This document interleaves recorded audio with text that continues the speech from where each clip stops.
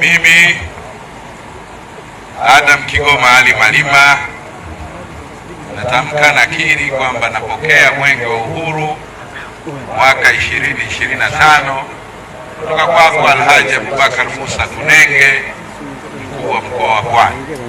Napokea mwenge wa uhuru huu na wapokea wakimbiza mwenge watano na wapokea wakufunzi wao watatu, na nampokea katika mkoa wa Morogoro ndugu Ismail Ali Usi, kiongozi wa mbio za mwenge wa uhuru kwa mwaka 2025. Natamka kwamba nimeupokea mwenge huu ukiwa unang'ara, unameremeta, una nuru.